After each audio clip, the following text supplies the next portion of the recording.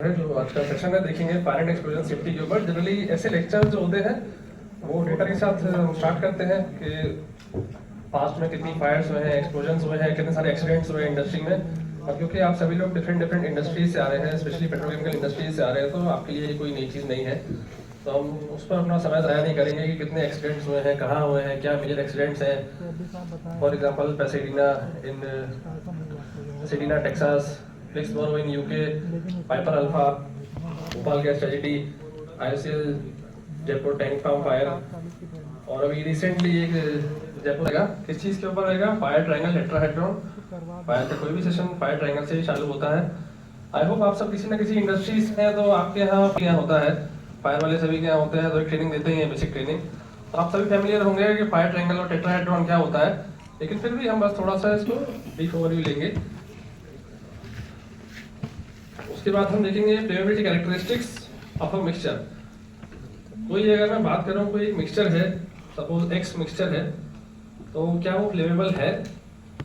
Under what conditions it is flammable? किसी mixture की property हम कैसे पता लगा सकते हैं, कैसे उसका अनुमान लगा सकते हैं? एक्चुअली जब तक आपको पता नहीं लगेगा कि ये मिक्सचर फ्लेमेबल है या नहीं है, कि किसी का सिलेंडर फट गया, कोई टैंकर कोलिजन हो गया, बहुत बड़े बड़े वेसल जो होते हैं प्लांट में फट गए, यानी कि ऑल केओस। उसके बाद हम देखेंगे safety against fire and explosion. What are the measures we take in the industry? हम कैसे इंश्योर करते हैं कि फायर एंड एक्सप्लोजन का जब भी कोई हम हजार्ड फेस करें, तो हम कैसे हमारे पर्सनल्स को, प्रॉपर्टी को, प्लांट को सेफ रखें। तो इसके जो कई मेथड्स हैं, इनर्टिंग के बारे में हम थोड़ा सा डिस्कस करेंगे। स्टैटिक इलेक्ट्रिसिटी के बारे में अगर टाइम मिलेगा तो ब्रीफ देखेंगे, और एक्सप्लोजन प्रूफ फिटिंग्स के बारे में थोड़ा सा डिस्कस करेंगे। आई होप सो आप में से काफ़ी लोग इससे फैमिलियर होंगे, क्योंकि एक्सप्लोजन प्रूफ फिटिंग्स सभी इंडस्ट्रीज में इस्तेमाल होती हैं। जो भी EX का जो नॉमेनक्लेचर रहता है, वो किसी न किसी उस पर जंक्शन बॉक्स पे या किसी इक्विपमेंट पे लिखा रहता है, तो थोड़ा सा उसके बारे में देखेंगे। तो चालू करते हैं फायर के साथ में। Fire a necessary evil because it has caused so many destructions, and necessary because without fire we can not live. Fire triangle में 3 साइड्स हैं, ऑक्सीजन, हीट एंड फ्यूल। ये 3 चीज जब किसी भी एक जगह पे प्रेजेंट होंगी, तो वहां पर चांसेस होते हैं फायर के। जरूरी नहीं है कि वहां फायर हो, but there are chances. For example, कोई भी मिक्सचर है, फॉर एग्जांपल हम पूरे टाइम में नेचुरल गैस की बात करेंगे। नेचुरल गैस को मैं काफी ज्यादा यूज करूंगा एग्जांपल में। तो नेचुरल गैस है, हीट है एटमॉस्फेयर में, और ऑक्सीजन तो है ही, पर फिर भी फायर नहीं होती। आपने गैस ऑन कर दिया, घर का चूल्हा जला दिया, अभी इग्नाइट नहीं किया है, तो बेसिकली इग्निशन एक वो चीज़ है जो आपकी एक केमिकल रिएक्शन स्टार्ट करती है। तो fire is nothing but a chemical reaction. जहाँ पर भी कुछ रिएक्शन हो रही है और आपको वहाँ से हीट और लाइट लिबरेट होती हुई दिख रही है, उस चीज़ को आप फायर बोल रहे हो। क्योंकि उसका यूज अगर इंटेंशन के साथ हो रहा है, तो आप उसको फायर नहीं बोलोगे, आप उसको फ्लेम बोलोगे, कंबशन बोलोगे, क्योंकि इंजन में वही चीज हो रही है, आप उसको कंबशन बोलते हो। और and there is a whole different engineering on combustion. और जहां पर वो अनइंटेंडेड है, यूज नहीं है उसका, जहां हम उसको कंट्रोल नहीं कर सकते, वहां हम उसको फायर बोलते हैं। तो basically fire is a chemical reaction, हम इतना ध्यान रखेंगे।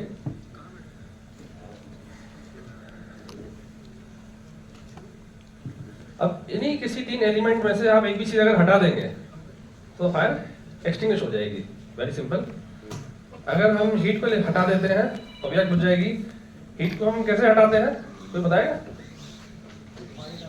पानी डालते हैं। पानी क्यों डालते हैं? क्योंकि पानी की जो स्पेसिफिक हीट होती है वो बहुत ज्यादा होती है, तो वो काफी अच्छी खासी हीट एब्जॉर्ब कर लेता है। Therefore water is one of our extinguishing media. Fuel हम कैसे हटाते हैं? सप्लाई कट कर देते हैं। आपने गाड़ी में, बाइक में आपने किल स्विच दबा दिया, किल स्विच दबाने से ही फ्यूल की सप्लाई रुक जाएगी, आपकी जो कंबशन प्रोसेस है वो बंद हो जाएगा। गैस स्टोव में आपने रेगुलेटर ऑफ कर दिया, फ्यूल सप्लाई काट दी, आग बुझ जाएगी। बेसिकली फ्यूल नहीं हो तो जलेगा क्या? अगर फ्यूल नहीं है तो कुछ जलेगा भी नहीं, तो फायर होगी ही नहीं।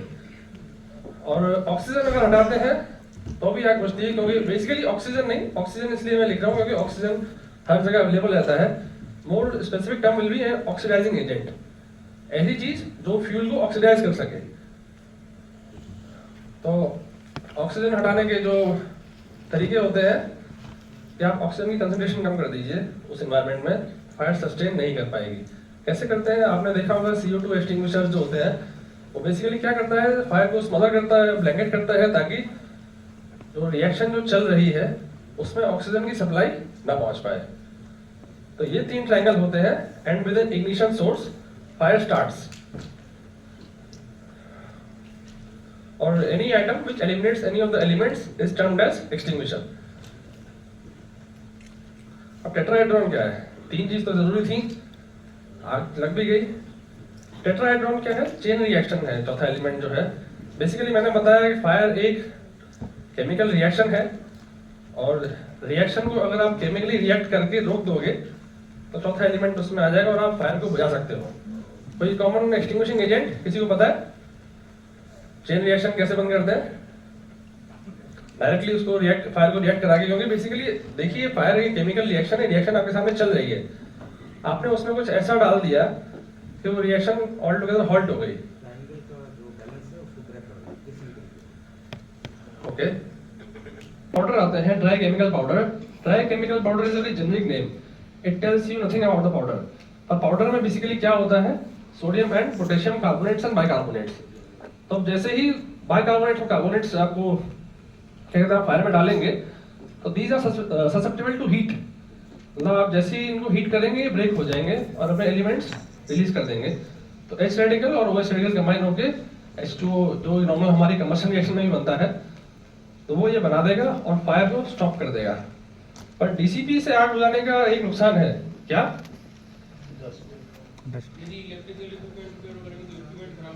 वो तो सर इक्विपमेंट खराब हो जाएगा, डस्ट भी बहुत हो। सर CO2 तो अच्छी है ना, CO2 तो ऑलरेडी एक स्टेबल प्रोडक्ट है कंबशन का।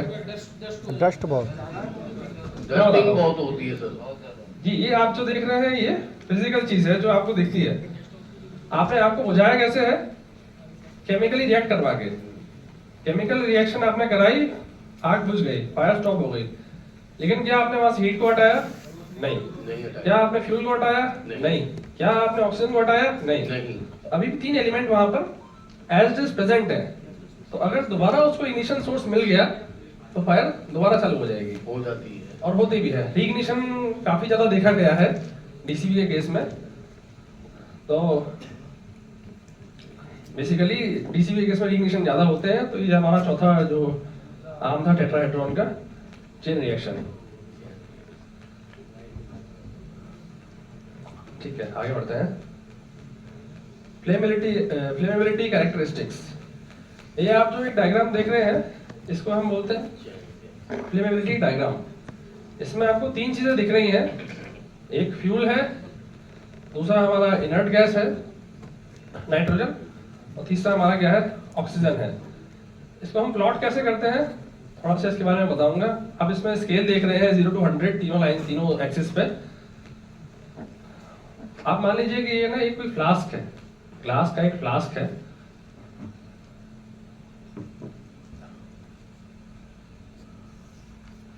Point A, point B, point C। आप मान लीजिए कि ये ग्लास का एक फ्लास्क है। जब मैं इसको पॉइंट A से भरना चालू करूंगा पानी से या किसी चीज, फॉर एग्जांपल आप किसी चीज से भरते हैं इसको, तो नीचे से भरना चालू होगा, बढ़ते बढ़ते ऊपर तक कंप्लीट हो जाएगा। तो मीथेन का जो है कंसंट्रेशन 0 है, क्योंकि अभी ग्लास हमारा खाली है।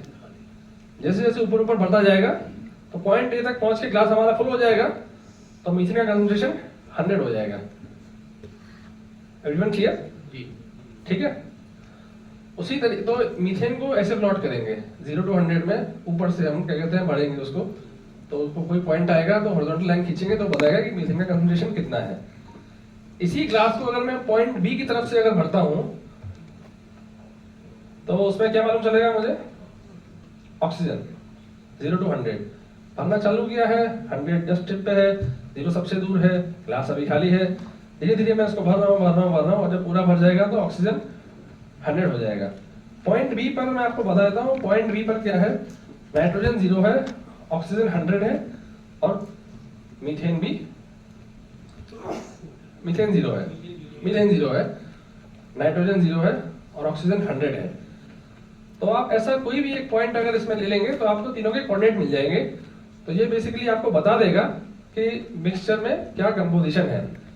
क्योंकि आपने देखा ना कि जैसे फायर जो है, कई तरह के मिक्सचर होते हैं, ऑक्सीडाइजिंग एजेंट है, फ्यूल है, कई चीज़ें आपको चाहिए, तो कई चीज़ें रिएक्ट कर रही हैं एक साथ फायर कॉज करने के लिए, तो उनको हमें साइमल्टेनियसली प्लॉट करना पड़ता है।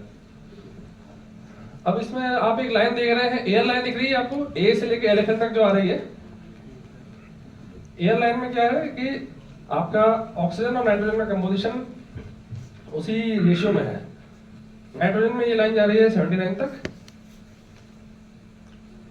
और इसमें क्या है कि ऑक्सीजन का कंसंट्रेशन 21% के हिसाब से रहेगा इस पूरी लाइन पे। हमेशा रेशियो जो रहेगा ऑक्सीजन नाइट्रोजन का 21:79 में रहेगा। तो ये है एयर लाइन। एक लाइन है इसमें LOC, उसको बोलते हैं limiting oxygen concentration. Limiting oxygen concentration क्या होता है कि इस कंसंट्रेशन के नीचे ऑक्सीजन के फायर सस्टेन नहीं करेगी, no matter what the amount of fuel is, no matter what is present in the atmosphere. जी सर, हाँ सर, इसको कई नामों से जानते हैं, ऑक्सीजन इंडेक्स भी बोलते हैं और लिमिटिंग ऑक्सीजन कंसंट्रेशन भी बोलते हैं। और मीथेन, हाँ सर,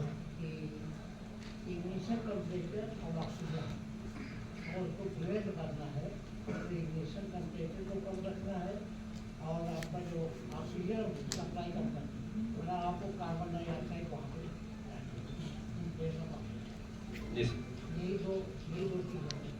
नहीं, ये तो सर आप एक्सटिंग्विशिंग की बात कर रहे हैं कि आप CO2 की अगर बात कर देते हैं तो आप यानी आपने एक्सटिंग्विशिंग मीडिया उसमें इंट्रोड्यूस कर दिया। हमारे केस में तो जैसे CO2 है ही नहीं।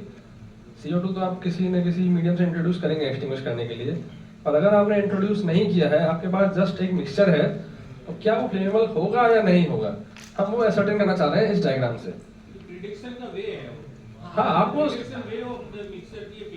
ये फ्लेमेबल है या नहीं है। इसमें आपको जो डॉटेड लाइन दिख रही है, ये एरिया ऑफ फ्लेमेबिलिटी है। इसके अंदर जो भी पॉइंट लाई करेंगे तो वो कंसंट्रेशन के मिक्सचर फ्लेमेबल है। इसके बाहर अगर कोई पॉइंट लाई कर रहा है, जैसे हमारा पॉइंट ए जो है फोकस में, उसमें क्या है 60% मीथेन है, 20% ऑक्सीजन है, 20% नाइट्रोजन है, ये फ्लेमेबल नहीं होगा क्योंकि ये हमारा क्या है, प्लॉट के बाहर है। तो मैं बात कर रहा था लिमिटिंग ऑक्सीजन कंसंट्रेशन की। लिमिटिंग ऑक्सीजन कंसंट्रेशन यानी ऑक्सीजन का परसेंटेज आपने इतना कम ले आए हैं कि फिर आप कितना भी फ्यूल वहां पर रख दें, आग नहीं लगेगी। क्यों नहीं लगेगी? क्योंकि अगर आप मान के चलिए कि इग्निशन से केमिकल रिएक्शन चालू भी हुई, तो उससे जो हीट लिबरेट होगी वो बाकी रिएक्टेंट को क्या कहते हैं, उतना मतलब हीट नहीं कर पाएगी, उस जगह पे नहीं पहुंच पाएगी। एक एक्टिवेशन एनर्जी जिसको बोलते हैं ना केमिकल रिएक्शन में, तो इनिशियल रिएक्शन से एक्टिवेशन एनर्जी उतनी नहीं निकलेगी कि जो बाकी रिएक्टेंट को उस स्टेट में पहुंचा पाए, तो इसीलिए वहां पर आग नहीं लगेगी। इसमें कुछ टर्म्स है LFL और UFL, वो आपको देख रहे हैं। तो LFL हम बोलते हैं लोअर फ्लेमेबिलिटी लिमिट, यानी कि अगर एयर में इतने % से नीचे अगर कंसंट्रेशन है फ्यूल का तो आग नहीं लगेगी। और द सेम रीजन जो मैंने अभी आपको एक्सप्लेन किया कि कंटेंट्स बहुत कम है, वो कंटेंट्स ही बहुत कम है, तो अगर आग लगना चालू भी होगी तो वो बाकी प्रोडक्ट्स को हीट करेगा, यानी नाइट्रोजन है, ऑक्सीजन है, उनकी कंसंट्रेशन ज़्यादा है तो वो हीट वहाँ डिसिपेट हो जाएगी और रिएक्शन प्रोपेगेट नहीं करेगी। UFL अपर फ्लेमेबिलिटी लिमिट, जिस तरीके से LFL है कि लोअर लिमिट, इस लेवल के नीचे आग नहीं लगेगी, एक अपर लिमिट भी होती है कि इस कंसंट्रेशन के ऊपर आग नहीं लगेगी। और methane it is 5% and 15%, 5% LFL and 15% UFL।